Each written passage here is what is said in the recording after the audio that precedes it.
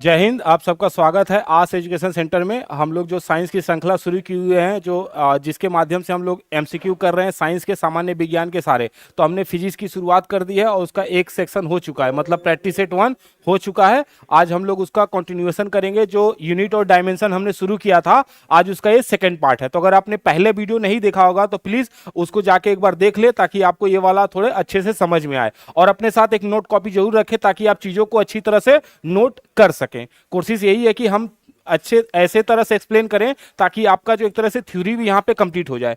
तो हमने 25 तक कर लिया था, तो आज हम लोग 26वां से शुरू कर रहे हैं। तो क्वेश्चन नंबर 26 क्या बोल रहा है?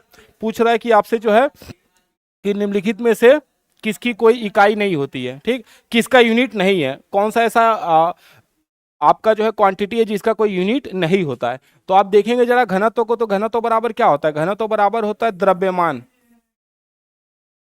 घनत्व बराबर होता है आपका द्रव्यमान, द्रव्यमान बट्टे आयतन। द्रव्यमान बट्टे आयतन होता है, जिसको हम लोग बोलते हैं जो है मास अपॉन वॉल्यूम बोलते हैं। तो इसका तो मात्रक हो जाएगा। मास का होता है आपका केजी और वॉल्यूम का होता है आपका मीटर क्यूब। ये तो है। विस्थापन, विस्थापन क्या होता है? एक तरह से हम इसको बोलते हैं न्यूनतम दूरी होती है, न्यूनतम दूरी होती है। और दूरी का मात्रक क्या होता है? मीटर। इसको हम लोग मीटर में मापते हैं, इसका ही मात्रक है। दाब, दाब का हम लोग को पता है कि जो है बल बट्टे क्षेत्रफल होता है। प्रति एकांक क्षेत्रफल पे पड़ने वाला बल ही क्या कहलाता है? उसको हम लोग बोलते हैं दाब बोलते हैं। तो ये हो गया आपका फोर्स अपॉन एरिया हो जाएगा, जिसका मात्रक हो जाएगा आपका न्यूटन और मीटर का स्क्वायर। तो इन सबका तो मात्रक है, लेकिन जरा देखिए तो सापेक्षिक घनत्व, सापेक्षिक घनत्व जो है इसका कोई मात्रक नहीं हो सकता। क्यों? क्योंकि सापेक्षिक घनत्व क्या होता है ना, हम किसी रेफरेंस, कोई किसी लिक्विड का हम रेफरेंस पॉइंट लेते हैं, किसी लिक्विड का हम लोग एक डेंसिटी लेंगे और उसके अनुपात में किसी और का जो है डेंसिटी को हम लोग मापने की कोशिश करेंगे। तो देखिए यहाँ पे क्या होता है, जो हमारा जो है सापेक्षिक घनत्व जो होगा, तो सापेक्षिक घनत्व आखिर है क्या चीज? इसको हम बोलते हैं जो है रिलेटिव डेंसिटी। तो रिलेटिव डेंसिटी क्या होता है कि दिया गया जो है घनत्व बट्टे क्या होगा, हमने जिसके रिस्पेक्ट में निकलना है, मतलब सापेक्षिक घनत्व। तो हम एक होगा जो दिया जाएगा, और एक जो है हम लोग के पास पहले से होगा जिसके रिस्पेक्ट में हम लोग निकालेंगे। जैसे देखिए, आप अपना बर्फ का देखिए, बर्फ का क्या होता है? 910 होता है, जबकि पानी का क्या होता है? 1000 होता है। तो अब देखिए तो जरा यहाँ पे ये क्या है? बर्फ है। ये आपका जो है बर्फ है, और ये अपना जल है। तो जल का घनत्व तो कितना होता है? 1000, और बर्फ का कितना होता है? 910 होता है। तो इसका अगर हमसे कोई पूछ ले कि कितना हो जाएगा इसका, आपसे कोई पूछ ले कि इसका जो है घनत्व तो क्या हो जाएगा, तो हम लोग बोलेंगे बर्फ का घनत्व तो होता है पॉइंट में 91। ये हो जाएगा इसका घनत्व। अब देखिए जरा मात्रक क्या हो सकता है इसका, क्योंकि देखिए दोनों का घनत्व है ना, तो घनत्व घनत्व कैंसिल हो जाएगा ना। जैसे देखिए बर्फ का क्या लिखेंगे हम लोग? बर्फ का अगर लिखना होता तो हम लोग क्या लिखते? केजी मीटर का क्यूब। बट्टे क्या लिखते? फिर पानी का लिखना पड़ता तो केजी मीटर क्यूब। तो यहाँ पे दोनों कैंसिल हो जाएगा ना, तो चूंकि ये अनुपात है इसलिए दोनों कैंसिल हो जाएगा, कुछ नहीं बचेगा। इसका मतलब क्या होता है? जो सापेक्षिक घनत्व होता है उसका कोई मात्रक नहीं होता है। एक और देख लीजिए आप, जैसे सबसे ज्यादा घनत्व किसका होता है? सबसे हाई डेंसिटी होती है, हाई डेंसिटी के मामले में आपका मरकरी होता है, पारा। पारा जो होता है इसकी डेंसिटी बहुत अधिक होती है, ये होता है 13.6। किसके अनुपात में? किसके रिस्पेक्ट में? तो पानी के रिस्पेक्ट में किया जा रहा है। तो पानी के रिस्पेक्ट में इसका घनत्व ये होता है। इसका मतलब क्या होता है कि पारा का जो घनत्व होगा वो कितना होगा? ये होगा आपका 13,600, और पानी का कितना होता है? 1000। तब इसको भाग देंगे तो क्या होगा? 13.6 आएगा। ठीक, तो इस बात को आपको समझना पड़ेगा कि हम घनत्व किसी रेफरेंस पॉइंट से ही मापा जाता है। ठीक, कभी कभी क्या होगा कि आपको कोई घनत्व दे देगा और आपसे पूछेगा कि जो है इसका पानी के सापेक्ष इसका घनत्व आप ज्ञात करें, बताइए। तो आपको क्या करना है? 1000 से उसको भाग दे देना है। ठीक, 1000 से भाग दीजिएगा तो आपको मिल जाएगा। जैसे मान लीजिए कोई बोल दे कि आप तारपीन ऑयल है, बोल रहा है कि जो है कोई तारपीन का तेल है, ये बोल रहा है कि तारपीन तेल है, तारपीन तेल है, और इसका पूछा जा रहा है कि इसका घनत्व दिया है आपको जो है 440 जो है इसका घनत्व दिया गया है, और आपसे पूछा जा रहा है कि जो है इसका पानी के सापेक्ष इसका कितना हो जाएगा। तो क्या करेंगे? इसको 1000 से भाग दे देंगे। 1000 से भाग देंगे तो इसका आ जाएगा जो है, इसको जैसे हम लोग क्या करेंगे? 1000 से भाग दे देंगे। 1000 से भाग दीजिए, कितना आ जाएगा? पॉइंट में 84 आ जाएगा आपका। ये हो गया आपका। ठीक, तो ऐसे करके निकालना है। तो जब भी कोई घनत्व देगा तो क्या करेंगे? उसका रिस्पेक्टिव आपको घनत्व पता करना है, तो क्या करेंगे? पानी का होता है 1000, उसी से भाग दे दीजिए उसको, आपको पता चल जाएगा।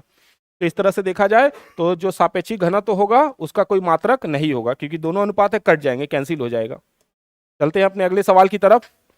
तो अगला सवाल है ये प्रतिदीप्ति, जिसको हम लोग जो बोलते हैं लुमिनसिटी या फिर लुमिनस जो है, ये किसका जो है किसका माप करता है, इसका जो है किसकी माप करने में हम लोग, इसका माप किससे किया जाता है, ठीक है, लुमिनेशन या फिर प्रतिदीप्ति की माप किससे किया जाएगा। तो देखिए यहाँ पे क्या होता है, प्रतिदीप्ति होता है क्या है, तो ये देखा जाता है कि जो है किसी प्रकाशीय स्रोत से, किसी प्रकाशीय स्रोत से किसी एक दिशा में प्रति एकांक क्षेत्रफल से कितना प्रकाश निकल रहा है, उसी को हम लोग क्या बोलते हैं, लुमिनस बोलते हैं, ठीक है, उसी को हम लोग बोलते हैं लुमिनस प्रतिदीप्ति बोलते हैं हम लोग। तो हम लोग इसको किसे मापा जा सकता है, कैसे मापेंगे इसको, तो इसको मापने के लिए हम लोग किसका इस्तेमाल करेंगे, तो इसको मापने के लिए हम लोग जो है लुमिनसिटी को मापने के लिए जो हम लोग इसको लक्स मीटर का इस्तेमाल करेंगे, ठीक। तो लक्स मीटर हमको ये बता देगा कि जो प्रकाश स्रोत है उससे प्रति सेकंड जो है कितना दृश्य प्रकाश निकल रहा है, कितना दृश्य प्रकाश उससे उत्सर्जित हो रहा है। तो इसको मापने के लिए जो यंत्र का इस्तेमाल करेंगे वो होगा अपना लक्स मीटर, ठीक है। और इसका मात्रक क्या होता है, तो ल्यूमेन होता है, इसको मात्रक में हम ल्यूमेन बोलेंगे। और जो जिस स्केल का इस्तेमाल करेंगे उस स्केल का नाम है लक्स मीटर, या फिर जो जिस इंस्ट्रूमेंट का इस्तेमाल करेंगे वो लक्स मीटर होगा, ठीक है। दूसरा, ये मिली वोल्ट मीटर क्या होता है, तो मिली वोल्ट मीटर क्या होता है, ये हम लोग क्या करते हैं, जो बहुत कम वोल्टेज होता है उसको मापने के लिए करता है। तो ये क्या होता है, मतलब लो वोल्टेज जो होता है, ठीक ना, ये जो हम लोग जो है लो वोल्टेज को मापने, मतलब इसमें जो है इसमें हम लोग क्या करते हैं, निम्न विभव को मापते हैं। निम्न विभव को मापने के हम लोग क्या करेंगे, मिली वोल्ट मीटर का इस्तेमाल करेंगे, ठीक है। स्ट्रोबोस्कोप क्या होता है, स्ट्रोबोस्कोप क्या होता है, तो ये एक तरह से इसी के याद रखिएगा। स्ट्रोबोस्कोप क्या करेगा, स्ट्रोबोस्कोप जो है ये ज्ञात करता है कि जैसे कोई बहुत तेज से कोई घूमने वाला ऑब्जेक्ट हो, बहुत तेजी से, मान लीजिए कोई व्हील हो या कोई पंखा हो या फिर जो है कोई टायर हो या फिर कोई ऐसा चीज हो जो बहुत तेजी से घूम रहा है, बहुत तेजी से रोटेट कर रहा हो, तो वो रोटेशन अगर बहुत तेज है तो हो गया क्या, हमारी आंखें उसको नहीं देख पाएंगी। क्यों, क्योंकि हमारी आंखों का एक परसिस्टेंट लेवल होता है, हमारी आंखों का क्या होता है, एक परसिस्टेंट लेवल होता है। परसिस्टेंट लेवल किसको बोलते हैं, तो ये होता है आपका जो है परसिस्टेंस, परसिस्टेंस लेवल ऑफ आई। ये होता है आपके जो है, आपकी आंखों पे कोई ऑब्जेक्ट तभी दिखाई देगा जब आपकी आंखों पे उस ऑब्जेक्ट का इमेज जो है कम से कम 1/16 सेकंड तक रहे। अगर कोई भी ऑब्जेक्ट 1/16 सेकंड तक आपकी आंखों के ऊपर है तो ही आप देख पाएंगे, ठीक। अगर 1/16 सेकंड से कम हो गया तो आप उसको जल्दी देख नहीं पाएंगे, ठीक है। तो कम से कम 1/16 सेकंड होना चाहिए। तो जो रेंज होता है आपकी आंखों का वो होता है 1/10 से लेकर 1/16 होता है। अगर इतना सेकंड तक कोई भी प्रकाश आपके आंखों पे पड़ रहा है, किसी भी चीज से जो आता हुआ प्रकाश अगर आपके आंखों पे 1/16 सेकंड तक पड़ रहा है तो आप उसको देख पाएंगे, अन्यथा आप देख नहीं पाएंगे। तो अगर बहुत फास्ट मूविंग ऑब्जेक्ट होगा तो आप उसको देख नहीं पाएंगे। तो कोई फास्ट मूविंग ऑब्जेक्ट होता है तो उसको हम स्लो डाउन कर लेते हैं, ठीक। उसको स्लो डाउन करते हैं किसको, स्ट्रोबोस्कोप से करते हैं। और इसी से हम लोग उसका जो है क्या होता है, आवृत्ति वगैरह को जो है हम लोग माप सकते हैं या उसके मूवमेंट को हम लोग कैच कर सकते हैं। इसी प्रिंसिपल पे काम करता है आपका जो है टैकोमीटर। टैकोमीटर जो है, टैकोमीटर जो है ये रोटेशन को मापता है। रोटेशन यानी जो है ये आपके जो है घूर्णन, घूर्णन गति को मापता है। तो घूर्णन गति को मापता है क्यों, टैकोमीटर। और टैकोमीटर किस प्रिंसिपल पे काम करता है, तो इसका है जो है स्ट्राबोस्कोप से हम लोग जो है इसी प्रिंसिपल पे जो है अपना टैकोमीटर काम करता है। तो ये क्या करेगा, हमारी आंखों के लिए वो क्या करेगा, जो मूविंग ऑब्जेक्ट है उसको थोड़ा स्लो डाउन कर देगा ताकि हम उसको देख पाए आसानी से, अन्यथा हम उसको देख नहीं पाएंगे। क्योंकि हमारी आंखों के लिए तो कम से कम 1/16 सेकंड तक वो ऑब्जेक्ट हमारी आंखों के सामने रहना चाहिए। अगर इससे कम है तो हम उसको देख नहीं पाएंगे। हमारे कान का कितना होता है परसिस्टेंट लेवल, तो हमारे कान के लिए होता है 1/10, तो आंख के लिए है। और एयर के लिए कोई पूछेगा कान के लिए कितना होता है तो बोलेंगे 1/10 सेकंड। तो आप किसी भी ध्वनि को तभी सुन सकते हैं जब वो ध्वनि आपके कानों पे कितने समय तक रहे, 1/10 सेकंड तक रहे, तभी आप उसको सुन पाएंगे, अन्यथा आप उसको सुन नहीं पाएंगे। तो ये आपको समझना पड़ेगा, आंखों के लिए 1/16 सेकंड, कान के लिए 1/10 सेकंड। दूसरा जो है यहाँ पे पीएच, ये जो होता है अपना पीएच मीटर होता है। पीएच मीटर से हम लोग क्या मापेंगे, तो पीएच मीटर से हम लोग जो है किसी भी एसिड या बेस की जो है हम लोग मापते हैं, उसका स्ट्रेंथ मापते हैं, ठीक। हम लोग स्ट्रेंथ मापते हैं कि एसिड कितना ज़्यादा एसिड होगा या बेस कितना ज़्यादा बेस होगा। तो पीएच का मतलब क्या होता है, पीएच का पूरा फुल फॉर्म होता है पोटेंशियल, पोटेंशियल ऑफ हाइड्रोजन होता है, ठीक। इसका पूरा नाम होता है पोटेंशियल ऑफ हाइड्रोजन। और इसकी खोज किसने की थी, इसका डिस्कवरी या फिर इसको बनाने वाले कौन है, तो इसको बनाने वाले हैं सोरेंस। लॉरेंस ने जो है इसको बनाया था पीएच स्केल को। और पीएच स्केल करता क्या है, तो पीएच स्केल जो है ये बताएगा कि कोई भी जो है जो लिक्विड है वो एसिड या बेस है तो कितना है। तो इसका जो वैल्यू होता है 0 से लेके 7, तो 0 से 7 तक ये एसिड होगा, 7 से लेके 14 तक ये बेस होता है, बेस होता है। अब देखिए यहाँ पे एक चीज याद रखना है कि जैसे जैसे आप नीचे की तरफ आएंगे तो एसिड की मात्रा बढ़ जाएगी। मतलब अगर पीएच लेवल गिर रहा है, पीएच लेवल गिर रहा है तो एसिड की मात्रा क्या होगी, बढ़ जाएगी। पीएच लेवल का गिरना एसिड की मात्रा को बढ़ाता है। और साथ ही साथ क्या होगा, बीपी भी बढ़ जाएगा, बीपी बढ़ जाएगा और आपकी दिल की धड़कन जो हार्ट बीट होती है वो भी बढ़ जाएगी। ठीक, तो पीएच का गिरने का मतलब एसिड की मात्रा बढ़ जाएगी और बीपी आपका बढ़ जाएगा, हार्ट बीट भी बढ़ जाएगी। उसी तरह से उल्टा कर लीजिए, अगर पीएच का वैल्यू क्या हो गया, पीएच का वैल्यू बढ़ गया तो एसिड की मात्रा क्या हो जाएगी, कम हो जाएगी। और आपका बीपी भी क्या हो जाएगा, बीपी भी जो है स्लो डाउन हो जाएगा, कम हो जाएगा, हार्ट बीट भी कम हो जाएगा। ठीक, इसको याद रखना है। तो हम लोगों को कैसे भी कोशिश करना है कि मेंटेन रहे। अगर पीएच लेवल आपका बहुत ज्यादा गिर गया है मतलब एसिड की मात्रा बढ़ जाएगी और आपका बीपी हाई हो जाएगा। तो इसीलिए बोला जाता है कि हम लोग को क्या करना चाहिए, जो अल्कोहल है, अल्कोहल हो गया, स्मोकिंग में जो हम लोग स्मोकिंग करते हैं तो CO2, आपका जो कोल्ड ड्रिंक है, कोल्ड ड्रिंक, कोल्ड ड्रिंक, साथ ही साथ जो है टी, कॉफी, टी हो गया, कॉफी हो गया, साथ ही साथ जो मीट वगैरह हम लोग खाते हैं ये सब कम करना चाहिए। नहीं तो इससे क्या होगा, हार्ट बीट ज्यादा बढ़ जाएगी, हमारा बीपी हाई हो जाएगा क्योंकि हमारा पीएच लेवल गिर जाएगा, एसिड की मात्रा बढ़ जाएगी। ठीक है, और बेस के साथ कोई दिक्कत नहीं, बेस में वैसे ही वैसे ही होता है। जैसे फॉर एग्जांपल अगर पीएच वैल्यू बढ़ गया तो इसमें क्या होता है, बेस भी क्या होता है, बेस का जो है स्ट्रेंथ बढ़ जाता है, बेस का स्ट्रेंथ बढ़ जाता है। ठीक, तो जैसे मान लो एक है NaOH है, पोटेशियम हाइड्रोक्साइड है, इसका पीएच वैल्यू 9 है, और एक पोटेशियम हाइड्रोक्साइड है, इसका पीएच वैल्यू 11 है। तो इसमें से बेस कौन ज्यादा होगा, तो 11 वाला बेस ज्यादा हो जाएगा। ठीक, ये हमेशा याद रखना है। तो इस तरह से देखा जाए तो पीएच स्केल जो है हमको ये बताएगा स्ट्रेंथ कितना है, आपका एसिड का स्ट्रेंथ कितना है, ये बताएगा हमको। चलते हैं अगले सवाल की तरफ। बोला जा रहा है कि 1 नैनोमीटर बराबर कितना होगा। तो हम लोग पहले देख चुके थे, पहले क्लास में हम लोग देखे थे कि नैनोमीटर बराबर होता है 1 10⁻⁻⁹ होता है।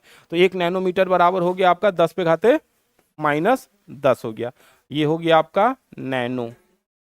इसको क्या बोलते हैं, 10⁻8 मीटर, ऐसा कुछ नहीं होता है। 10⁻⁻10 मीटर को हम लोग क्या बोलते हैं, एंगस्ट्रम बोलते हैं। ये होता है 1 एंगस्ट्रम होता है, 10⁻11 नहीं होता है कोई। ठीक है, तो इस तरह से देखा जाए तो कुछ हमको पता होना चाहिए कि अगर हमसे कोई पूछ ले 1 एंगस्ट्रम बराबर कितना होगा, तो 10⁻⁻10 हो जाएगा, ये मीटर में हो गया अपना, एंगस्ट्रम हो जाएगा। अगर यही हमसे कोई माइक्रो पूछा होता तो 1 माइक्रो बराबर तो 10⁻⁻6 मीटर हो जाता, माइक्रो में, माइक्रो में ये होता। और अगर हमसे कोई 1 फर्मी पूछ लिया होता तो 1 फर्मी, 1 फर्मी बराबर 10⁻⁻15 मीटर होता है। ठीक, तो इस तरह से देखा जाए तो नैनो बराबर क्या होगा, 10⁻⁹ मीटर हो जाएगा। चलते हैं अपने अगले सवाल की तरफ, मूव ऑन करते हैं नेक्स्ट क्वेश्चन की तरफ। तो ये पूछा जा रहा है आपका केल्विन, केल्विन पैमाने पे जो है मानक कक्षीय ताप कितना होगा। तो देखिए आपको रिलेशन इसलिए बोल रहे, रिलेशन आपको याद रखना पड़ेगा। तो होता क्या है कि केल्विन इक्वल टू होता है C+273 होता है, ये फॉर्मूला है। आपसे पूछा जा रहा है कि सामान्य कक्षीय ताप, रूम टेम्परेचर। तो रूम टेम्परेचर हम कितना काउंट करते हैं, जो रूम टेम्परेचर होता है वो जनरली हम लोग कितना लेते हैं, तो रूम टेम्परेचर हम लोग लेते हैं 25 डिग्री सेल्सियस लेते हैं। ठीक, तो सेल्सियस पे कितना होता है 25, केल्विन पे कितना होगा निकाल लीजिए।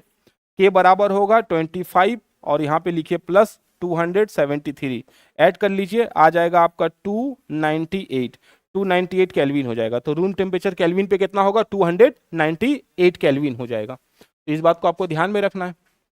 तो 298 कोई ऑप्शन दिखाई दे रहा है, कोई ऑप्शन नहीं दिखाई दे रहा, ये कर लेते हैं इसको। ठीक, ये हो गया, यहाँ पे ये छूट गया है तो इसको सुधार लीजिएगा आप, इसको सुधार लीजिएगा, ये 298 होगा, यहाँ पे एक मिसिंग है। ठीक, ये मिसिंग है, बाकी सब जो है ये 273 क्या होता है, तो ये फ्रीजिंग पॉइंट होता है, वाटर का फ्रीजिंग पॉइंट होता है, ये इसका हिमांक होता है, आईसीसी पे बनेगा। ठीक है, ये 373 क्या होता है, तो ये बॉइलिंग पॉइंट होता है, ये क्वथनांक होता है, वाटर का जो है बॉइलिंग पॉइंट होता है। 198 कुछ नहीं है। तो ये हो गया अपना। और एक चीज आपको याद रखना है कि एक होता है परम शून्य ताप, परम शून्य ताप, इसको आपको याद रखना है, एब्सोलूट, एब्सोलूट जीरो टेम्परेचर, ये आपसे पूछेगा एब्सोल्यूट जीरो टेम्परेचर कितना होता है। तो एब्सोल्यूट एब्सोल्यूट जीरो टेम्परेचर या परम शून्य ताप वह ताप है इस पूरे ब्रह्मांड का, इससे नीचे तापमान जा ही नहीं सकता। इस पूरे यूनिवर्स का जो सबसे न्यूनतम तापमान होता है उसी को हम बोलते हैं परम शून्य ताप बोलते हैं, इससे नीचे तापमान हो ही नहीं सकता। और इसमें क्या होता है कि ये जो है आपका, इसमें किसी भी जो सब्सटेंस होता है उसकी काइनेटिक एनर्जी जीरो हो जाती है। तो ये इसका वैल्यू कितना होगा, इसका वैल्यू होता है माइनस में 273 ये सेल्सियस है। और अगर केल्विन में पूछेगा तो जीरो केल्विन होगा। हमेशा याद रखिएगा कि केल्विन कभी माइनस नहीं हो सकता, केल्विन कभी माइनस में नहीं हो सकता। केल्विन का न्यूनतम वैल्यू कितना हो सकता है, तो जीरो हो सकता है, उससे नीचे जा ही नहीं सकते। और सेल्सियस में कितना, तो माइनस में 273.15 डिग्री सेल्सियस हो सकता है। चलते हैं अगले सवाल की तरफ, मूव ऑन करते हैं। पूछा जा रहा है जो है पारसेक, पारसेक किसकी इकाई है।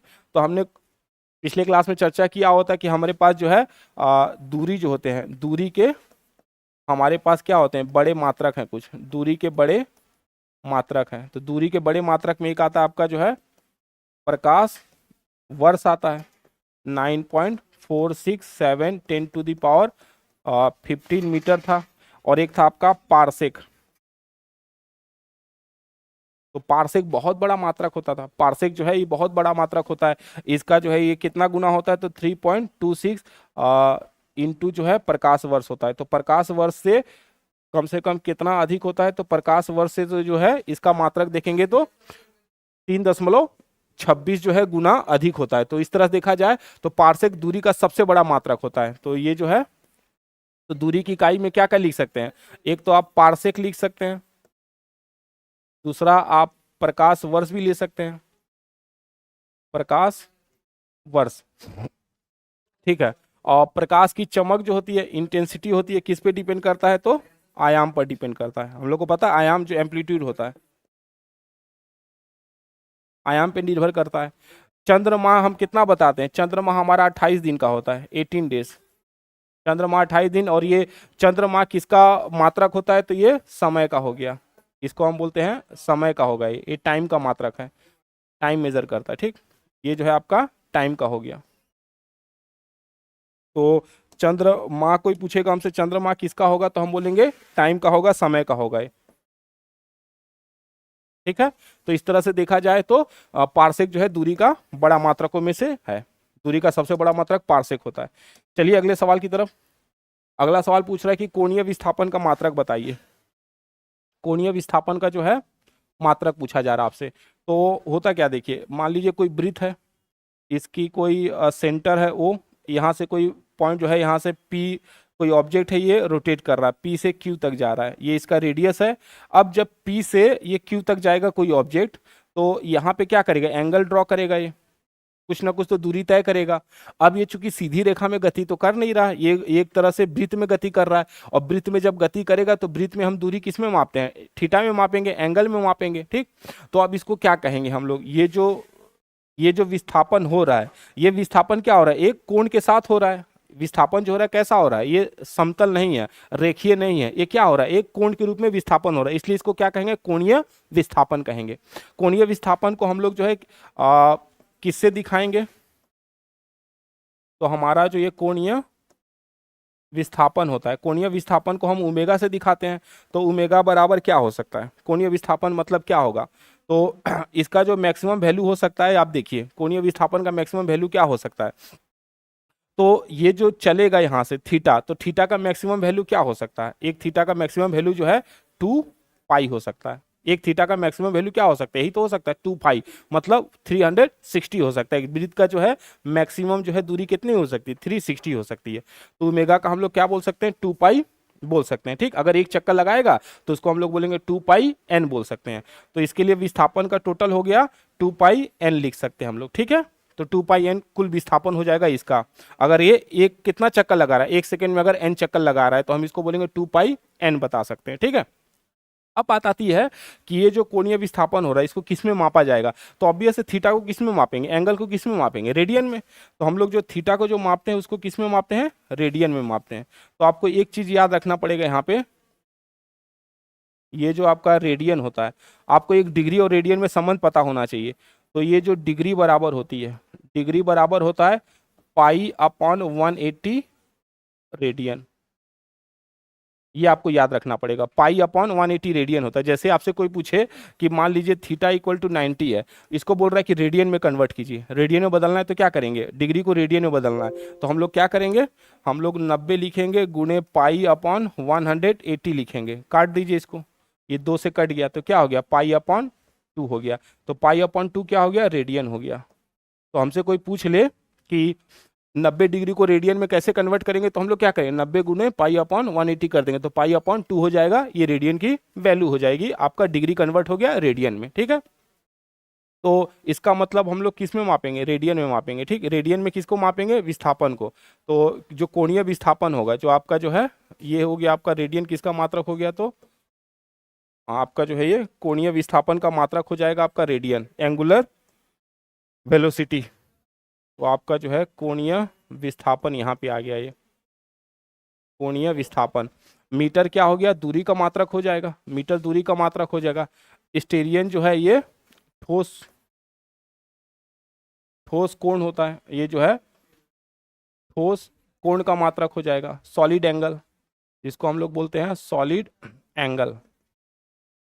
ठीक है, सेंटीमीटर किसका मात्रक होता है, तो सेंटीमीटर दूरी का मात्रक होता है, छोटा वाला। ठीक, इस तरह से देखा जाए तो हमसे कोई पूछे कोणीय विस्थापन का मात्रक क्या होगा, रेडियन बता देंगे। और रेडियन को रेडियन और डिग्री में क्या संबंध होगा, तो रेडियन डिग्री में क्या, पाई अपॉन 180 रेडियन होता है, degree equal to pi upon 80 radian होता है।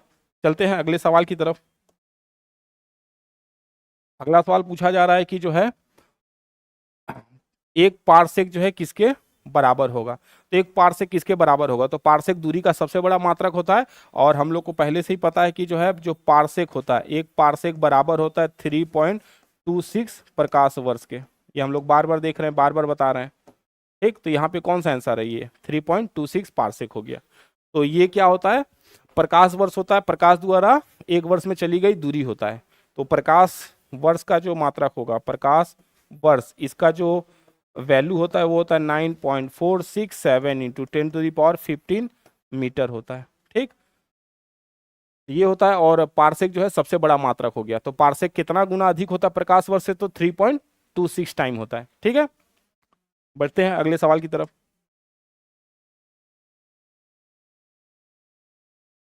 चलिए, बोला जा रहा है एक पिकोमीटर जो है किसके बराबर होगा।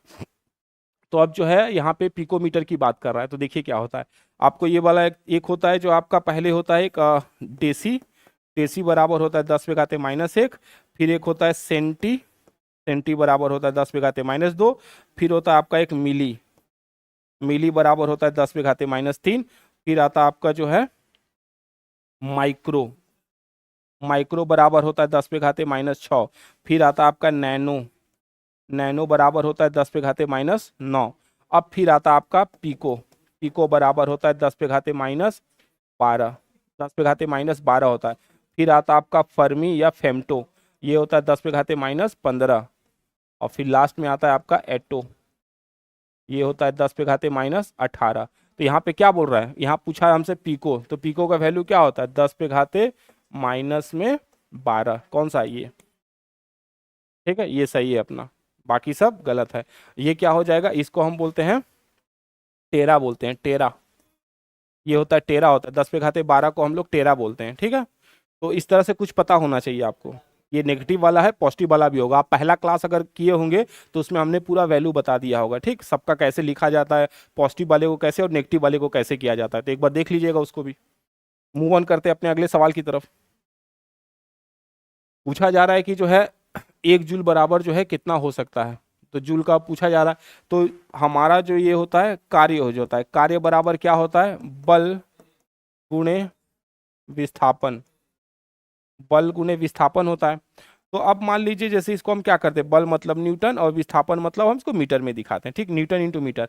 अब मान लीजिए हम लोग क्या कर रहे हैं कि कोई फोर्स है, कोई फोर्स है कितना 1 न्यूटन का कोई फोर्स लगा रहे हैं और वो फोर्स क्या कर रहा है, जो डिस्प्लेसमेंट कर रहा है, वो डिस्प्लेसमेंट कितना उत्पन्न कर रहा है, 1 मीटर का डिस्प्लेसमेंट उत्पन्न कर रहा है। मतलब हम किसी वस्तु पे 1 न्यूटन का फोर्स लगा रहे हैं और वो क्या कर रहा है, उस वस्तु को कितना विस्थापित कर दे रहा है, तो 1 मीटर उसको विस्थापित कर दे रहा है। तो इस तरह से कार्य कितना किया जाएगा, तो हम लोग क्या करेंगे, यहाँ पे रखेंगे वर्क इक्वल टू क्या करेंगे, 1 इंटू 1 कर देंगे। 1 इंटू 1 क्या होगा, 1 होगा, तो यहाँ पे हो जाएगा 1 और ये क्या हो जाएगा, 1 जूल हो जाएगा।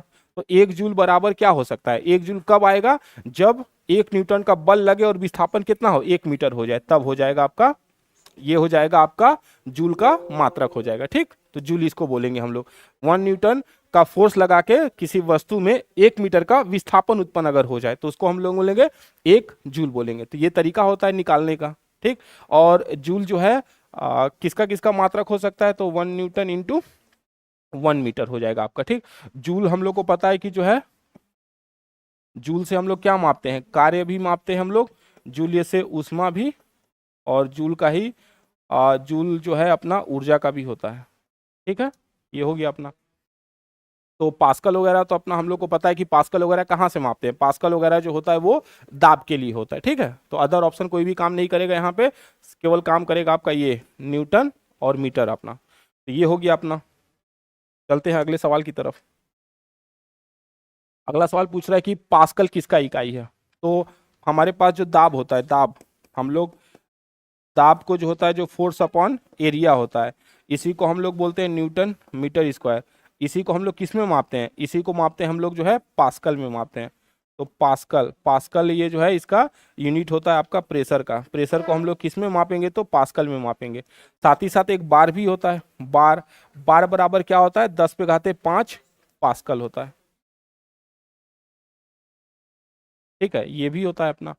तो पास्कल किसका होता है, दाब का इकाई है। दाब, दाब को किस में मापेंगे, तो हम लोग पास्कल में मापेंगे। ताप किस में मापेंगे, तो केल्विन में मापेंगे, केल्विन। वर्षा को किस में मापेंगे, तो रेन गॉज होता है, रेन गॉज। तो रेन गॉज होता है जो, जिसमें हम लोग वर्षा को मापते हैं, एक फैनल जैसा होता है, एक ऐसे करके होता है। तो यहाँ पे एक फैनल जैसा होता है, इसी में हम देखते हैं, और इसको किस में मापते हैं, एमएम में। ठीक, हमेशा एमएम में मापा जाता है। जो आपका ह्यूमिडिटी होगा, आर्द्रता होगा, आर्द्रता को कैसे मापा जाएगा, तो ह्यूमिडिटी या फिर आर्द्रता को हम लोग मापेंगे जो है, अगर रिलेटिव वाला है तो इसको हम लोग मापेंगे जो है हाइग्रो, हाइग्रोमीटर। तो हाइग्रोमीटर से मापा जाएगा। और एक होता है हाइड्रोमीटर, हाइड्रो, एक होता है हाइड्रोमीटर। इससे क्या मापते हैं, डेंसिटी। ठीक है, इससे मापते हैं घनत्व। तो हाइग्रोमीटर कहेगा तब इससे आ जाएगा आर्द्रता, और अगर हमसे हाइड्रोमीटर बोल दिया तो डेंसिटी हो जाएगा। ठीक, और हाइड्रोमीटर इसी प्रिंसिपल पे काम करता है अपना लैक्टोमीटर।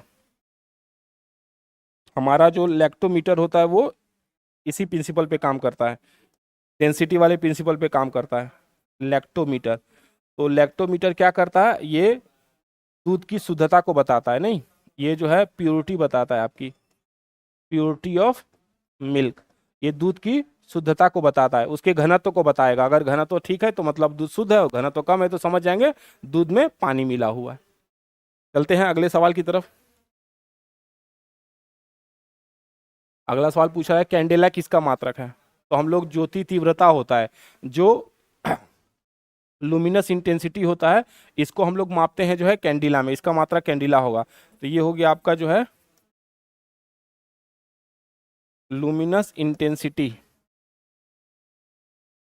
तो लुमिनस इंटेंसिटी क्या होता है कि मान लीजिए कोई सोर्स है, ये कोई सोर्स है यहाँ से, ठीक, लाइट का कोई सोर्स है। तो लाइट के सोर्स द्वारा किसी एक डायरेक्शन में, किसी एक डायरेक्शन में यूनिट एरिया से, एक डायरेक्शन में जो है यूनिट एरिया से, ये मान लीजिए कोई यूनिट एरिया है, यूनिट एरिया से कितना विजिबल लाइट पास हो रहा है, कितना जो है विजिबल लाइट जो है, कितना दृश्य प्रकाश बाहर निकल रहा है, उसी का मापन हम लोग करते हैं ज्योति तीव्रता से। ठीक, ज्योति तीव्रता मतलब क्या होता है, किसी सोर्स से एक दिशा में एकांक क्षेत्रफल से कितना दृश्य प्रकाश निकल रहा होता है, उसी को मापते हैं हम लोग जो है ज्योति तीव्रता, उसी को बोलते हैं हम लोग, उसको मापते हैं। और ज्योति तीव्रता का मात्रक क्या इस्तेमाल करेंगे हम लोग, तो कैंडिला इस्तेमाल करेंगे। ठीक, तो ज्योति तीव्रता के लिए हम लोग कैंडिला का इस्तेमाल करेंगे।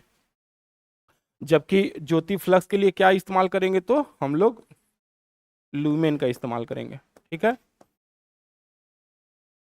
ये हो गया अपना लुमेन हो गया। और जबकि ज्योति तीव्रता को हम लोग किस में मापेंगे, तो हम लोग इसको मापेंगे अपना कैंडिला में मापेंगे। ठीक है, ल्यूमेन क्या बताता है, तो ल्यूमेन खाली ये बताएगा कि कोई सोर्स जो है, सोर्स है, तो उस सोर्स से जो प्रकाश निकल रहा है, वो उस प्रकाश की दिशा में अगर कोई एकांक क्षेत्रफल वाला कोई एरिया है, एकांक क्षेत्रफल वाली कोई सतह है, तो उस सतह से कितना प्रकाश निकल रहा है।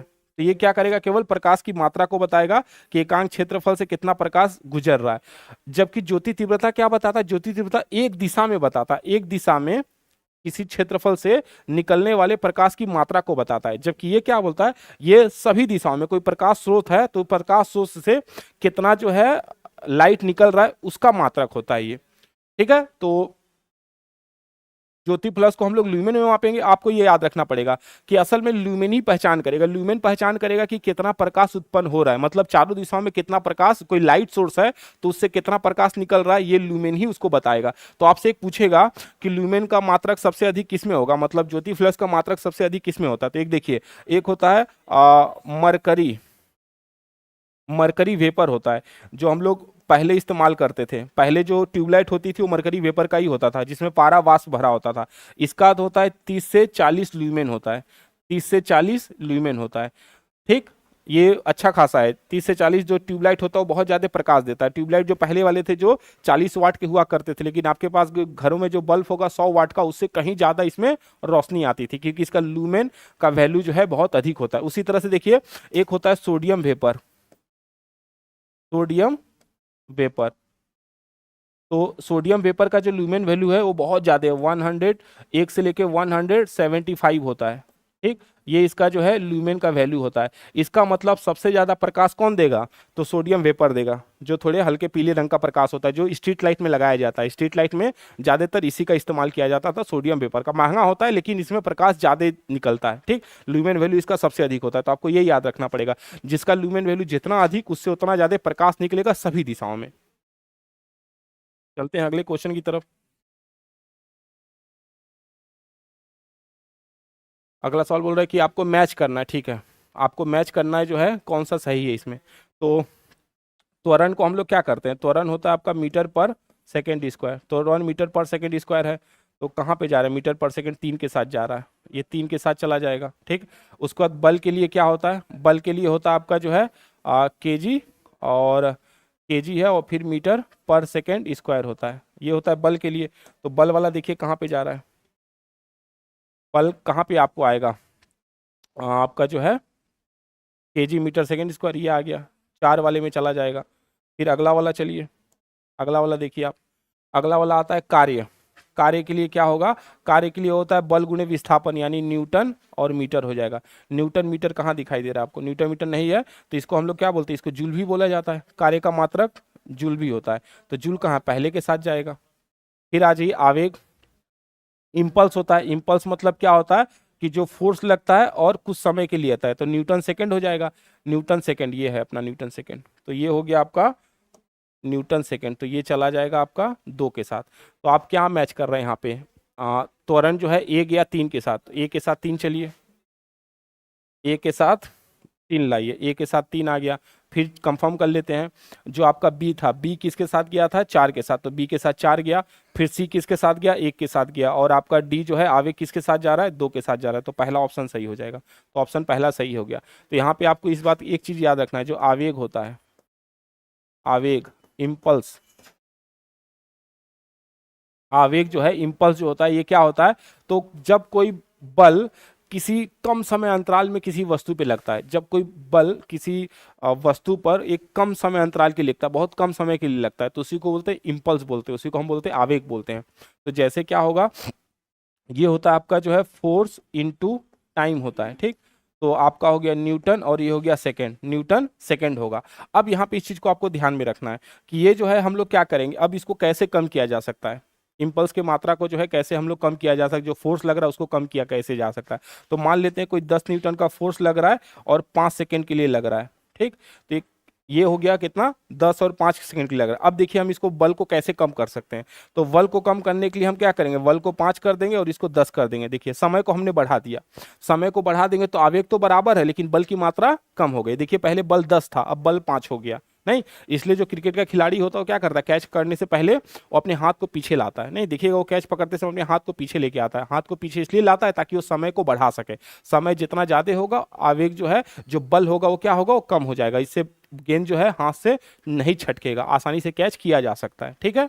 इसलिए हम लोग जो है समय को बढ़ाना चाहते हैं, इसलिए हम लोग सॉकर भी लगाते हैं। जो गाड़ी वगैरह में जो सॉकर होता है वो इसीलिए किया जाता है ताकि सॉकर क्या कर सके, वो टाइम टेकिंग हो, थोड़ा टाइम ज्यादा ले ताकि जर्क हमको थोड़ा कम लगे।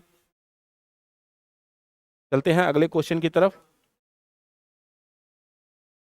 अगला सवाल पूछता है निम्नलिखित में से कौन सी एक शक्ति का इकाई नहीं है। तो आपसे यूनिट पावर का यूनिट पूछ रहा है। तो हम लोग को पता है कि जो है जो पावर होता है इसका यूनिट क्या क्या हो सकता है। यूनिट पावर की एक तो वाट होता है, नहीं, एक आपका जो है किलो वाट हो सकता है, एक आपका मेगावाट हो सकता है, मेगावाट, एक जो है गीगावाट हो सकता है, एक टेरावाट हो सकता है, एक जो है एचपी हो सकता है, हॉर्स पावर हो सकता है। नहीं, ये सब हो सकता है। तो एचपी यानी हॉर्स पावर है, वाट भी है आपका जो है। दूसरा आपको ये भी समझना पड़ेगा कि जैसे पावर बराबर होता क्या है, पावर जो होता है क्या होता है,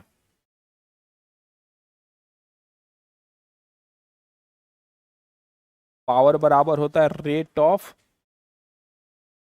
डूइंग वर्क होता है। इसको बोलते हैं हम लोग जो है कार्य करने की दर होता है।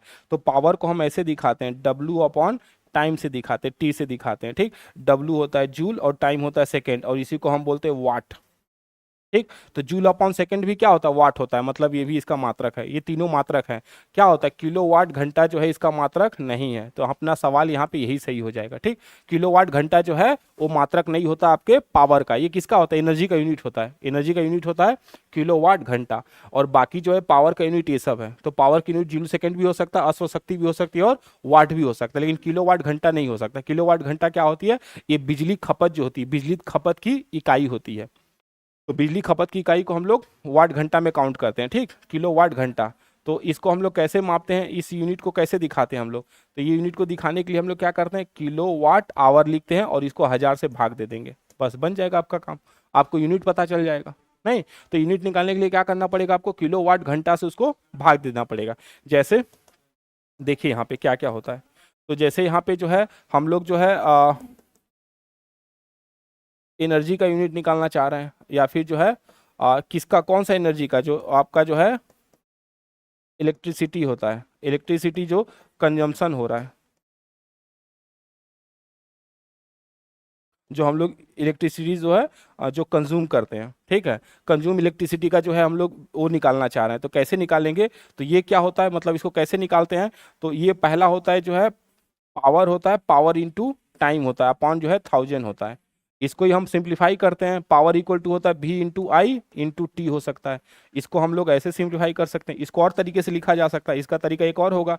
इसको आप सिंपली सिंपली ऐसे लिख सकते हैं जो है वाट टाइम और 1000 लिख सकते हैं, ठीक। अब मान लीजिए आपको कोई सवाल दे रहा है, बोल रहा है कि कोई जो है एक बल्ब है, कोई बल्ब है, बल्ब है जो 100 वाट का है, 100 वाट का बल्ब है, और दिन में कितना जलता है, बोलता है दिन में जो है ये 10 घंटे जलता है, 10 आवर जो है, एक दिन में 10 घंटा जलता है। तो आपसे पूछेगा बताइए तो कितना यूनिट ये उठाएगा। तो हम लोग क्या करेंगे, वाट कितना है उसका, 100 है, 100 वाट है, घंटे में एक दिन में कितना चल रहा है, 10 चल रहा है, बट्टे क्या करेंगे 1000 कर लेंगे। क्या हो गया, 1000 बट्टा 1000, कट पीट के क्या आएगा, एक आएगा। तो इसका मतलब कितना निकला, इसका 1 यूनिट निकला। और 1 यूनिट का दाम क्या होगा, 8 रुपया, 10 रुपया, 9 रुपया, जैसे जैसे आप रह रहे हैं, गांव में कम होगा, शहर में ज़्यादा होगा। इस तरह से हम निकाल सकते हैं। तो बढ़ते हैं, तो इस तरह से इसका जवाब क्या होगा, कौन सा नहीं है, तो किलोवाट घंटा नहीं होगा इसका।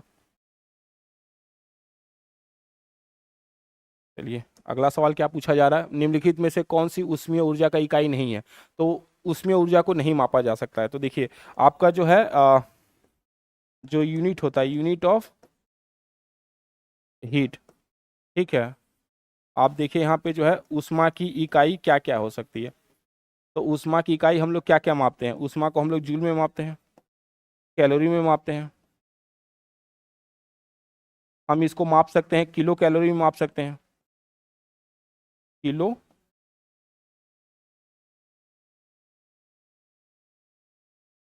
कैलोरी, ये सब ऐसे मापा जा सकता है। तो देख रहे हैं यहाँ पे क्या क्या हो सकता है, मतलब ये बोला जा रहा है कि इसको कैसे मापा जा सकता है। तो ये जूल है, कैलोरी है, किलो कैलोरी है। इसके अलावा देखिए आप यहाँ पे जरा देखिए, तो ये देखिए अपना वाट और सेकेंड है।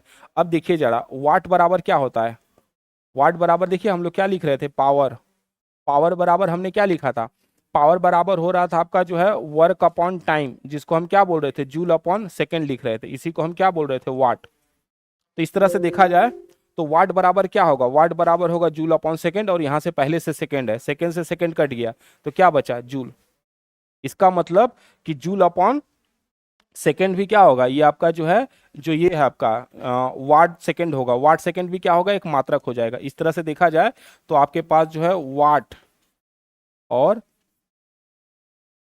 सेकेंड, जो वाट सेकेंड होगा ये भी क्या होगा, एक मात्रक हो जाएगा। तो ये भी मात्रक है, जूल भी मात्रक है और कैलोरी भी मात्रक है, ठीक।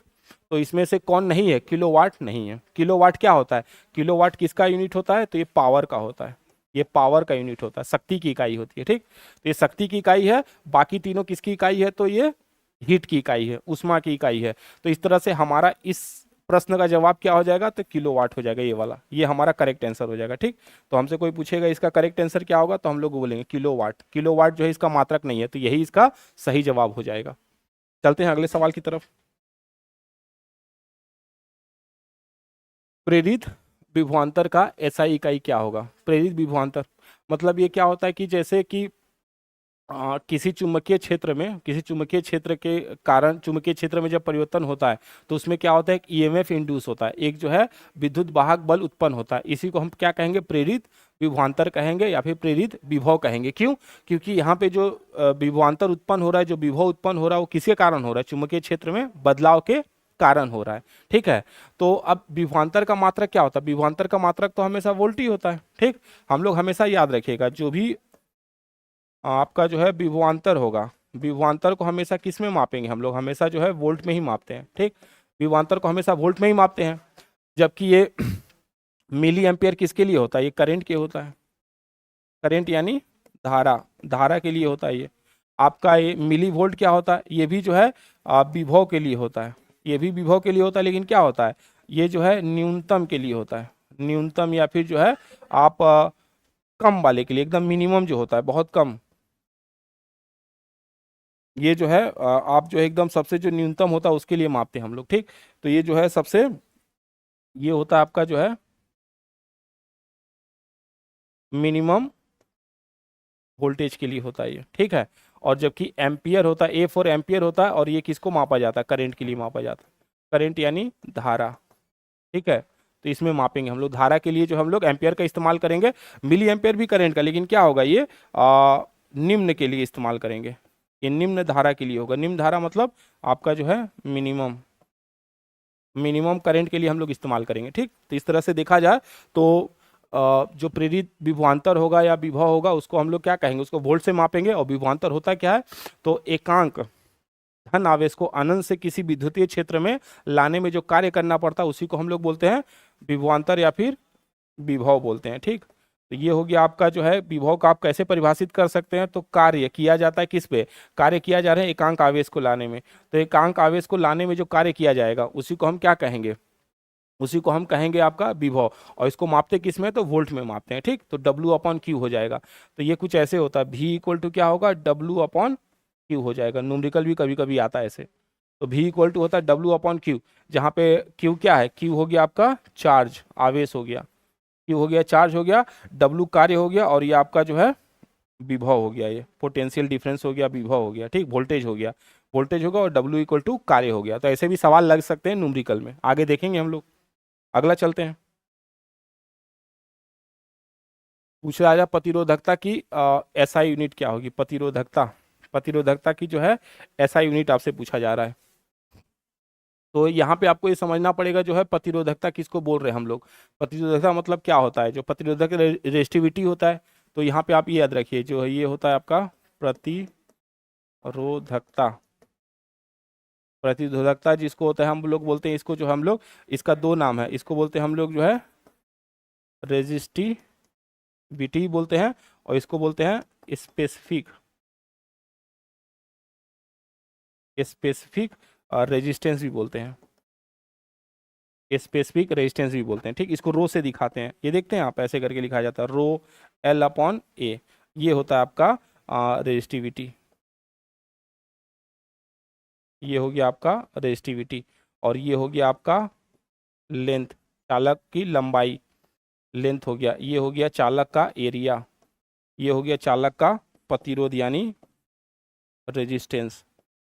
तो हमसे किसका मात्रक पूछा जा रहा है, रेजिस्टिविटी का पूछा जा रहा है, प्रतिरोधकता की होता है। तो इसका जो मात्रक होता है, प्रतिरोधकता जो है इसकी मात्रक होता है, यूनिट जो होता है इसका, इसका यूनिट होता है ओम मीटर होता है। इसको ऐसे दिखाते हैं ओम मीटर, इसको लिखते हैं ऐसे हैं ओम मीटर।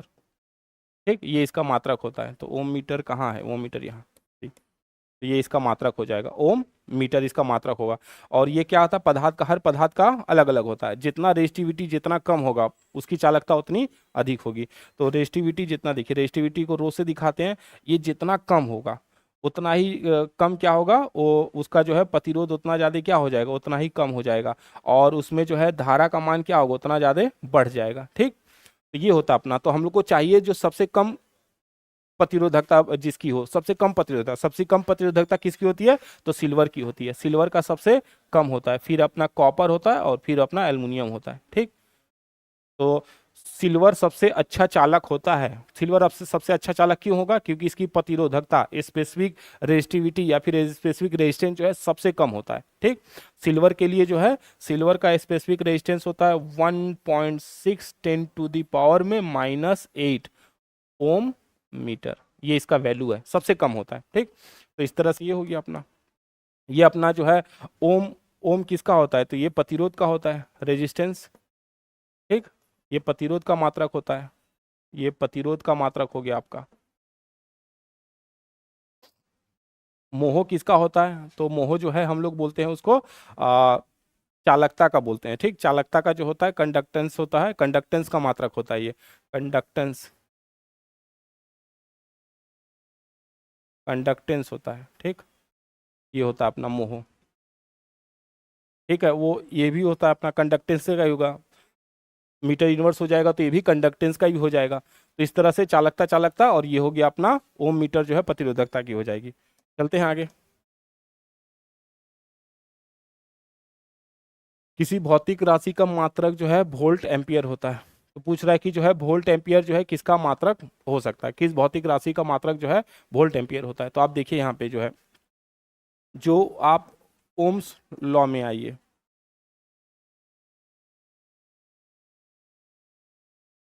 ओम का नियम सिंप्लीफाई क्या करता है, बोलता है कि जो है किसी चालक में प्रवाहित धारा जो होती है वो विभवांतर के समानुपाती होती है। तो ये जो है किसी चालक में प्रवाहित होने वाली धारा उस पे लगाए गए विभवांतर के क्या होती है, समानुपाती होती है। भी समानुपाती आई हो गया। अब जब इसको हटाएंगे तो क्या होगा, एक जब हम लोग प्रोपोर्शनलिटी का साइन हटाते हैं, जब समानुपाती का साइन हटाएंगे तो एक प्रतिरोध जोड़ना पड़ेगा, एक जो है कांस्टेंट जोड़ना पड़ेगा जो रेजिस्टेंस होता है। ठीक, तो यहाँ पे देखिए वोल्ट हो गया, करंट हो गया, और ये रार हो गया। तो ये अपना जो है वोल्ट, ये हो गया अपना करंट धारा, और ये अपना हो गया रेजिस्टेंस यानी प्रतिरोध। ठीक है, अब देखिए यहाँ पे हम जो है रेजिस्टेंस को यहाँ से निकालना चाहते हैं, क्या होगा, रेजिस्टेंस इक्वल टू क्या हो सकता है, V upon I, V upon I हो जाएगा। तो और वी का क्या होगा, वी का जो है ये वोल्ट होता है, और आई का क्या होता है, एम्पियर होता है। तो वोल्ट प्रति एम्पियर, रेजिस्टेंस का मात्रा क्या होगा, वोल्ट प्रति एम्पियर। हमसे यही पूछ रहा है ना, वोल्ट प्रति एम्पियर किसका मात्रक होगा। तो ये हो गया वोल्ट प्रति मीटर किसका होगा, प्रतिरोध का होगा, रेजिस्टेंस का होगा। धारा का क्या होता है, धारा का तो एम्पियर होता है ना, धारा का एम्पियर होता है। आवेश का मात्रक क्या होता है, आवेश का मात्रक होता है कूलाम होता है, आवेश का मात्रक जो है कूलाम होता है। और कार्य जो है, कार्य का मात्रक होता है जूल। और प्रतिरोध का जो होता है, ऐसे तो हम इसको ओम लिखते हैं, नहीं, ओम लिखते हैं, लेकिन इसको वोल्ट पर एम्पियर भी लिखा जा सकता है। ठीक है, तो आगे बढ़ते हैं अब अगले सवाल की तरफ। अगला बोला प्रतिरोध का मात्रक क्या होगा, तो प्रतिरोध का मात्रक ही बोला गया ओम। तो प्रतिरोध का मात्रक एक ओम हो सकता है, और अभी हमने क्या देखा कि इसका एक मात्रक जो है ये भी हो सकता है, वोल्ट पर एम्पियर भी हो सकता है, तो ये भी इसका एक मात्रक हो सकता है प्रतिरोध का। ठीक, प्रतिरोध का ओम भी होता है और वोल्ट एम्पियर भी हो सकता है। और एम्पियर किसका मात्रक होगा, तो ये करंट का होगा। एम्पियर किसका होता है, करंट का, ये धारा का होता है। ठीक है, ये करंट का होता है, आपका धारा का मात्रक होता है। कुलाम किसका होता है, तो कुलाम आवेश का होता है, आवेश, चार्ज का होता है, आवेश का होता है, चार्ज का होता है। और वोल्ट किसका होगा, तो विभव का होगा। नहीं, वोल्टेज, या फिर जो है वोल्टेज में मापते हैं हम लोग, इसी को बोलते हैं हम लोग पोटेंशियल डिफरेंस भी है, पोटेंशियल डिफरेंस ये है। इन सब के बारे में हम पिछली क्लास में बता चुके होंगे। नहीं, जब एम्पियर में हम लोग मापते हैं तो बोलता जाता है कि जो है अगर 1 एम्पियर बराबर कितना होगा, 1 एम्पियर बराबर क्या मतलब, तो 1 एम्पियर बराबर बराबर होता है जो है कूलम पर सेकेंड, और कूलम बराबर कितना होगा, तो 6.25 इंटू 10⁻18 इलेक्ट्रॉन। 18 इलेक्ट्रॉन जब क्या हो 1 सेकेंड के अंदर गुजरे, तो उसी को हम बोलते हैं 1 एम्पियर बोलते हैं। ठीक है, और आवेश में हम लोग को पता है कि जो इलेक्ट्रॉन होता है उसका आवेश कितना होगा, तो 1.6 10⁻19 कूलाम होता है। नहीं, और प्रोटॉन में क्या होगा, यही चीज प्लस में आ जाएगा, 1.6 10⁻19 कूलाम हो जाएगा। ठीक है, तो अगले सवाल की तरफ मूव ऑन करते हैं हम लोग। अगला सवाल पूछ रहा है आवर्धन की इकाई क्या होती है। आवर्धन मतलब मैग्नीफाइंग बोल रहा है, मैग्निफिकेशन, मैग्निफिकेशन। तो ये हो रहा है आपका जो है आवर्धन। आवर्धन आखिर है क्या, तो आवर्धन मतलब किसी भी चीज को क्या करना, बड़ा कर देना, किसी भी ऑब्जेक्ट को बड़ा कर देना, उसी को बोलते हैं। तो आवर्धन के लिए देखिए खास करके इमेज में इस्तेमाल होता है। इमेज जो होता है, हम लोग जो लेंस के थ्रू जो इमेज बनाते हैं उसमें हम आवर्धन का इस्तेमाल करते हैं। तो आवर्धन बराबर होगा क्या, यहाँ पे देखिए, तो हम लोग यहाँ पे क्या करते हैं, पहला निकालते हैं जो प्रतिबिंब जो होता है, प्रतिबिंब, प्रतिबिंब की ऊंचाई देखते हैं हम लोग, प्रतिबिंब की ऊंचाई बट्टे हम लोग क्या करते हैं, वस्तु, वस्तु की ऊंचाई लेते हैं। इन दोनों का अनुपात होता है, इन दोनों के अनुपात को हम क्या बोलते हैं, आवर्धन। जैसे मान लीजिए कोई वस्तु थी, कोई वस्तु है जिसकी ऊंचाई कितनी है, 4 सेंटीमीटर है। ठीक, और फिर उसका जो प्रतिबिंब बना लेंस द्वारा, जो उसका जो है प्रतिबिंब, जो इमेज बनाया गया उसका प्रतिबिंब बना, उसकी हाइट 2 सेंटीमीटर है। तो अब पूछेगा हमसे इसका आवर्धन बताइए, तो मैग्निफिकेशन बताइए, तो क्या होगा, तो हम इसका आवर्धन के लिए क्या करेंगे, इसके आवर्धन के लिए हम क्या करेंगे, तो हम लिखेंगे जो है वस्तु के प्रतिबिंब कितना 2 और वस्तु 4, तो कितना होगा 1/2 हो जाएगा, मतलब 0.5। नहीं, तो वस्तु छोटी हो गई, कितना आधा हो गया उसका। तो इस तरह से जो है अगर आवर्धन का हमसे पूछे कि जो है यहाँ पे क्या पूछ रहा है, आवर्धन की इकाई क्या हो सकती है, तो आवर्धन को किस में मापेंगे, तो आवर्धन को हम लोग सेंटीमीटर में मापेंगे हमेशा। ठीक है, तो आवर्धन को जो हम लोग सेंटीमीटर में मापेंगे, आवर्धन को जो है सेंटीमीटर में मापा जाएगा, सेंटीमीटर सेंटीमीटर। दूसरा जो है आवर्धन के लिए यहाँ पे एक चीज याद रखना पड़ेगा, आवर्धन का जो है ऐसे तो हम लोग इसको वस्तु का सेंटीमीटर में मापेंगे, लेकिन चूंकि यहाँ पे आवर्धन की इकाई पूछ रही, तो इसकी कोई इकाई नहीं होती है। ठीक, आवर्धन की कोई इकाई नहीं, ये तो अपना जो है ये हो गया अपना जो है, ये हम लोग ये कर सकते हैं, वस्तु की ऊंचाई हो सकता है, या फिर जो है आपका जो प्रतिबिंब जो होता है, प्रतिबिंब, प्रतिबिंब की ऊंचाई होगी। ठीक, क्योंकि यहाँ पे क्या होगा, दोनों में जब सेंटीमीटर सेंटीमीटर होगा तो दोनों कैंसिल हो जाएगा, इसलिए क्या होगा यहाँ पे आंसर ये नहीं होगा, यहाँ पे आंसर होगा इसकी कोई इकाई नहीं हो सकती, अनुपात है ना। तो ऊंचाई देखिए, अगर यहाँ पे हम लिख रहे हैं 2 centimetre, 4 centimetre, centimetre centimetre cut जाएगा। ठीक, तो इस तरह से आवर्धन का कोई इकाई नहीं होता है। ये डायोप्टर किसका होता है, तो लेंस का जो है, लेंस की क्षमता का मात्रक होता है, ये होता है पावर ऑफ लेंस होता है, पावर ऑफ लेंस। तो पावर ऑफ लेंस को हम लोग डायोप्टर में मापते हैं, पावर ऑफ लेंस को डायोप्टर में मापते हैं। और न्यूटन में क्या मापते हैं हम लोग, फोर्स मापते हैं, न्यूटन में क्या मापते हैं, फोर्स मापते हैं। ठीक है, तो लेंस की क्षमता को हम लोग किस में मापेंगे, तो उसको हम लोग डायोप्टर में मापेंगे। और लेंस की क्षमता क्या होती है, पावर इक्वल टू होता है 1/f होता है, 1/f होता है। f बराबर क्या होता है, फोकस होता है, फोकस। एफ बराबर होता है अपना फोकस।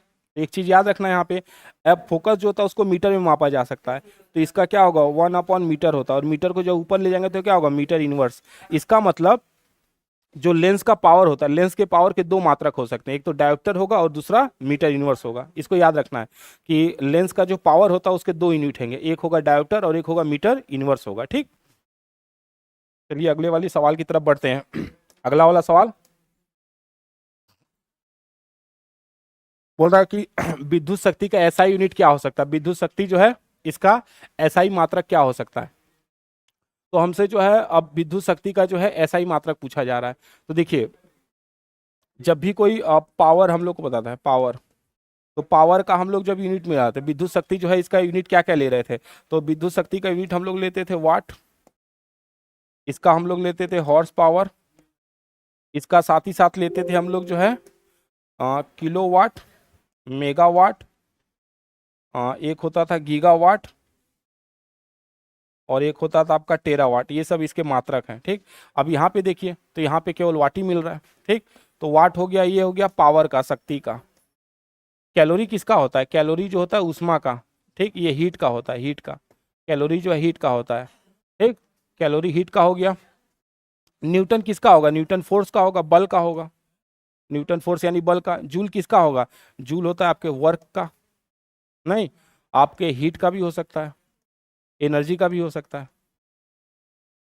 इस तरह से देखा जाए तो हमारा आंसर क्या होगा, यहाँ पे एचपी होना चाहिए था, यहाँ पे एचपी रहता तो भी जो है चलता, अपना वाट है, तो ऐसा यूनिट में वाट ही लेके चलते हैं हम लोग, तो वाट हो गया यहाँ पे।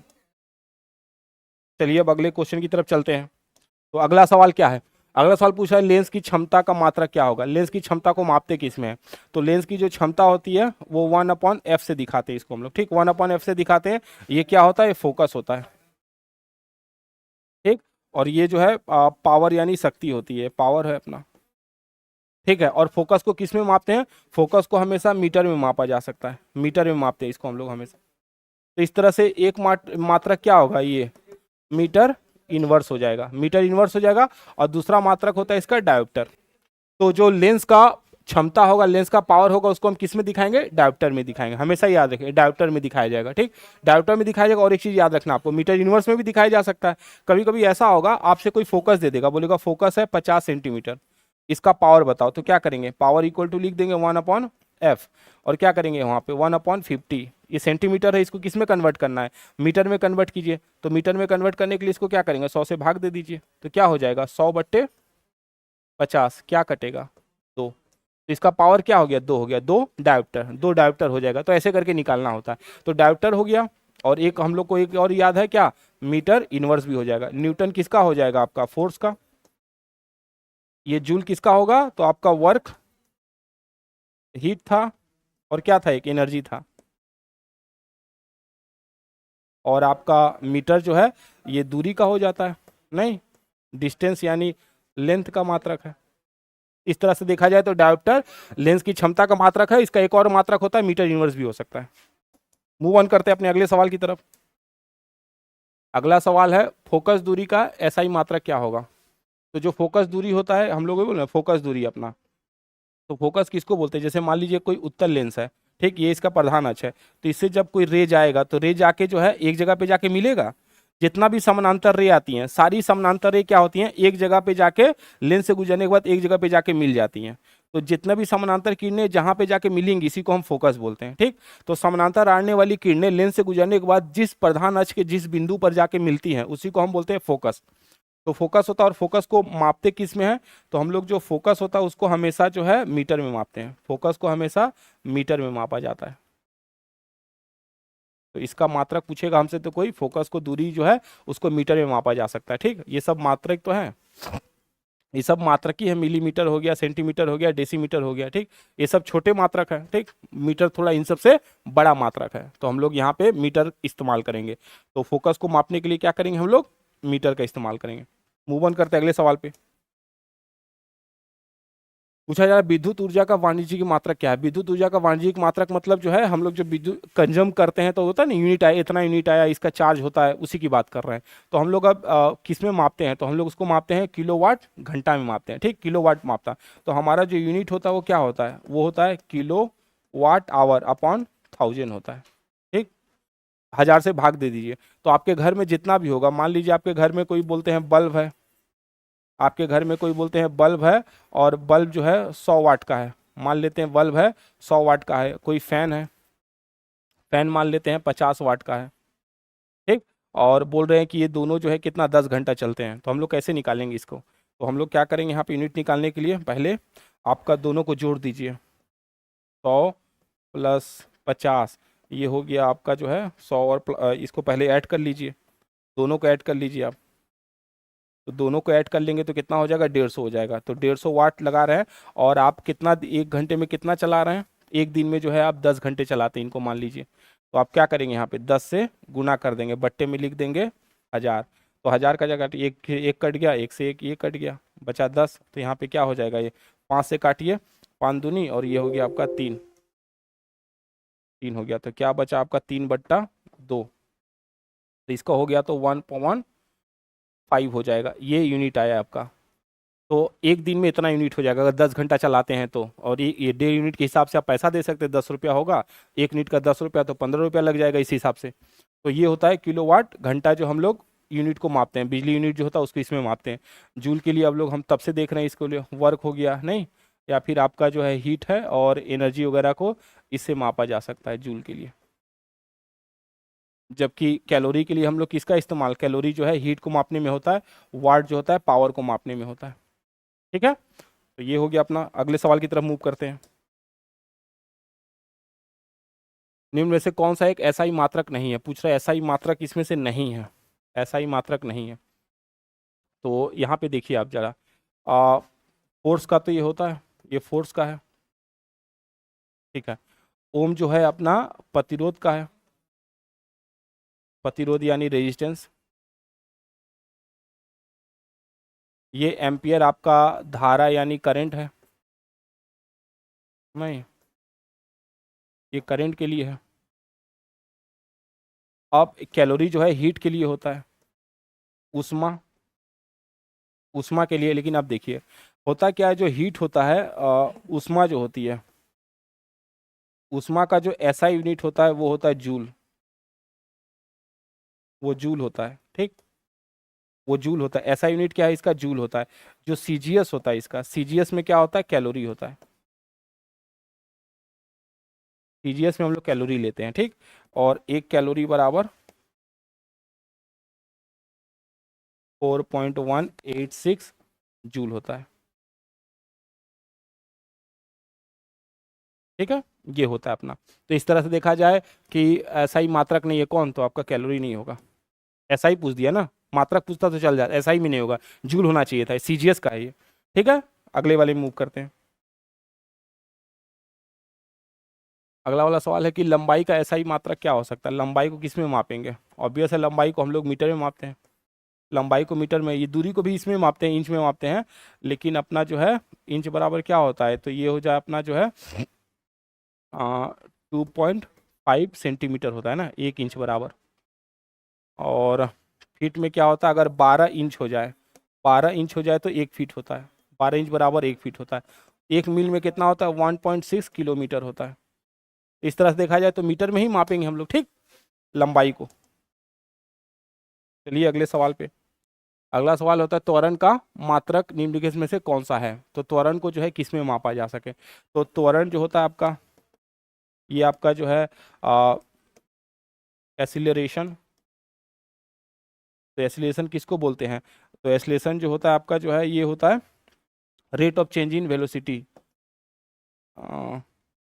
Rate of change in velocity, इसको हम लोग बोलते हैं वेग परिवर्तन, वेग परिवर्तन की दर, ठीक है।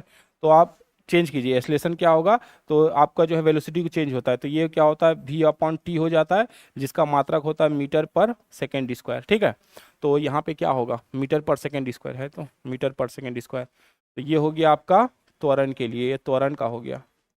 ये किसका हो गया, ये हो गया वेग के लिए हो गया, या चाल के लिए हो गया, नहीं, तो ये हो गया अपना। चलिए अगले वाले में चलते हैं, अगले वाले मूव करते हैं हम लोग। अगला वाला है 52 को, रेडियो धर्मिता की एसआई इकाई क्या है, जो रेडियो एक्टिविटी होती है और रेडियो सक्रियता, रेडियो सक्रियता, तो इसकी खोज किसने की थी, इसकी खोज जो है हेनरी बेकुरल ने किया था 1896 में। ठीक है, तो 1896 में इसको खोज किया था, लेकिन इसका पूछेगा सिद्धांत किसने दिया था, इसका जो है सिद्धांत या फिर जो इसकी बोला गया परिभाषा, परिभाषा किसके द्वारा दी गई थी, तो ये हो गया अपना मैडम क्यूरी द्वारा, मैडम क्यूरी और उनके पति हैं पियरी, पियरी क्यूरी, पियरी क्यूरी, इन्होंने दिया था। तो इसके लिए इन लोगों को क्या दिया गया था, इन लोगों को जो है नोबेल प्राइज भी दिया गया था इसी खोज के लिए, इनको जो है सबको नोबेल प्राइज दिया गया था, कब, 1903 में। तो 1903 में इन लोगों को रेडियो सक्रियता की खोज के लिए नोबेल प्राइज दिया गया था, किसको किसको, तो हेनरी बेकुलर को, मैडम क्यूरी को और पेरी क्यूरी को, इन तीनों को दिया गया था नोबेल प्राइज। जो मैडम क्यूरी हैं, मैडम क्यूरी को जो है 2 बार नोबेल प्राइज मिला, एक बार 1903 में और एक बार 1911 में। मैडम क्यूरी एकमात्र ऐसी महिला है जिन्हों को 2 बार नोबेल प्राइज मिला है और 2 अलग अलग क्षेत्रों में मिला है। एक बार जो है इनको रेडियो सक्रियता की खोज के लिए मिला था 1903 में, और फिर 1911 में इन्होंने जो है पोलेनियम और रेडियम वगैरह की जो खोज की थी उसके लिए मिला था इनको, पोलेनियम और रेडियम की खोज के लिए। तो मैडम क्यूरी जो है ये 2 चीज खोजी हुई हैं, ये जो है आपका जो है रेडियम भी खोजी हुई है और पोलेनियम, पोलेनियम भी खोजी हुई है। ठीक, तो रेडियम को हम लोग दिखाते हैं जो है आर ए से, और पोलेनियम को पीओ से दिखाते हैं। इसकी खोज कौन, मैडम क्यूरी करेंगे। ठीक, हमसे क्या पूछा है, एसआई यूनिट क्या होता है, तो बेकुरल होता है इसका, एसआई यूनिट क्या होता है, बेकुरल होता है। और क्यूरी भी होता है, क्यूरी उसकी सीजीएस यूनिट होता है, क्यूरी जो है सीजीएस यूनिट है, जबकि बेकुरल क्या होता है, एसआई यूनिट होता है। ठीक, और रदरफोर्ड ने अल्फा बीटा गामा किरणों का जो है नामकरण करेंगे, साथ ही साथ रदरफोर्ड वही है जिसने, रदरफोर्ड क्या किया था, केंद्रक की खोज किया था, केंद्रक की खोज, जो न्यूक्लियस होता है उसकी खोज इन्होंने किया था, कब, 1911 में। तो 1911 में जो है केंद्रक की खोज, एटम का जो न्यूक्लियस होता है उसकी खोज कौन किया था, रदरफोर्ड ने किया था। फराडे जो है आपको ये विद्युत चुम्बकीय प्रेरण बताएंगे, विद्युत चुंबकीय प्रेरण, विद्युत चुम्बकीय प्रेरण का सिद्धांत जो है फैराडे द्वारा दिया जाएगा। ठीक है, तो ये है आपका कुछ। तो आपको यहाँ पे याद रखना है कि ऐसा यूनिट क्या होगा, ऐसा यूनिट जो है रेडियोधर्मिता की वो होता है बेकुरल। और रेडियोधर्मिता होती क्या है, रेडियो एक्टिविटी होता है क्या है, तो जो अस्थायी नाभिक होते हैं उनके केंद्र से अल्फा बीटा और गामा किरणें निकलती रहती हैं। और एक चीज याद रखना है कि अल्फा बीटा और गामा तीनों एक साथ नहीं निकलेंगे, गामा या तो अल्फा के साथ जाएगा या तो बीटा के साथ जाएगा, अल्फा और बीटा कभी एक साथ नहीं निकल सकते हैं। ठीक है, चलिए अगले की तरफ बढ़ते हैं। अगला सवाल है, कौन सा जो है जूल में मापा जा सकता है, जूल में क्या माप सकते हैं, तो जूल में हम लोग किसको किसको माप सकते हैं, तो जूल में हम लोग कार्य क्यों मापा जा सकता है, जूल में आप ऊर्जा को भी माप सकते हैं, मात्रक होता है, ऊष्मा को भी मापा जा सकता है, ये सब का सब है। यहाँ पे क्या है, ऊर्जा है, ऊर्जा। चलिए बल के लिए क्या करना पड़ेगा, न्यूटन या फिर जो है केजी मीटर पर सेकेंड स्क्वायर हो जाएगा। वेग के लिए क्या होता है, मीटर पर सेकेंड हो जाएगा। पावर के लिए क्या करेंगे, वाट, वाट इस्तेमाल कीजिए, एचपी इस्तेमाल कीजिए आप, या फिर आप किलो वाट इस्तेमाल कीजिए, या मेगावाट इस्तेमाल कीजिए, या गीगावाट इस्तेमाल कीजिए, टेरावाट इस्तेमाल कीजिए, कुछ भी कर सकते हैं। इस तरह से यहाँ पे क्या होगा, ऊर्जा होगा। ठीक है, ऐसा यूनिट। चलते हैं अगले सवाल की तरफ। अगला वाला है जो है चुंबकीय फ्लक्स का ऐसा यूनिट क्या होगा, तो जो चुंबकीय चुंबकीय फ्लक्स होगा, चुंबकीय फ्लक्स को हम लोग वेबर में मापते हैं, ठीक, वेबर में मापा जा सकता है। तो वेबर क्या बताता है, चुंबकीय फ्लक्स मतलब किसी चुंबकीय क्षेत्र से, अगर चुंबकीय क्षेत्र के समीप जो है कोई एकांक क्षेत्रफल आ जाए, एकांक सतह से जो है कितना जो है चुंबकीय रेखाएं जो है पास हो रही हैं, या कितना जो है चुंबकीय क्षेत्र उससे गुजर रहा है, उसी का मापन करते हैं हम लोग चुंबकीय फ्लक्स में। और इसको किससे दिखाते हैं, वेबर से दिखाते हैं, ठीक है। पास्कल तो हमारा हो गया दाब के लिए, पास्कल किसके लिए हो गया, दाब के लिए हो गया। फैराडे से हम लोग क्या मापते हैं, तो ये फैराडे जो है अपना, फैरेड से हम लोग जो है जो कैपेसिटर होता है अपना, कैपेसिटर होता है, कैपेसिटर को मापते हैं हम लोग, कैपेसिटर का जो वैल्यू होता है वो हम लोग फैराडे में ही दिखाते हैं, माइक्रो फैराडे उसको बोलते हैं, नहीं तो माइक्रो फैराडे ऐसे लिखते हैं उसको, कैपेसिटर तो वहाँ पे इस्तेमाल हो सकता है। हेनरी के लिए हम लोग जो है मैग्नेटिक फील्ड की इंटेंसिटी को दिखाना चाहेंगे, मैग्नेटिक फील्ड की इंटेंसिटी दिखाना है तो हम लोग हेनरी का इस्तेमाल कर सकते हैं। तो इस तरह से देखा जाए चुंबकीय फ्लक्स में हम लोग वेबर का इस्तेमाल करते हैं। चलते हैं अगले क्वेश्चन की तरफ। यह है अपना न्यूटन। न्यूटन से हम लोग किसको माप सकते हैं, तो न्यूटन जो है हमारा ये होता है, न्यूटन से हम लोग बल को मापते हैं, तो न्यूटन हो गया हमारा बल, ठीक है। प्रतिरोध के लिए हम लोग क्या इस्तेमाल करते हैं, ओम, ओम इस्तेमाल करते हैं प्रतिरोध के लिए। दाब के लिए क्या इस्तेमाल करते हैं, पास्कल। और पावर के लिए हम लोग क्या इस्तेमाल करेंगे, वाट, वाट सब का इस्तेमाल करेंगे, ठीक। तो इस तरह से बल हो जाएगा। चलते हैं और कोई क्वेश्चन होगा देख लेते हैं। चलिए, तो इतना ही है, यहाँ से सेशन जो है अपना एंड होता है। होप आपको सेशन पसंद आया हो और कॉपी से नोट करते रहिएगा।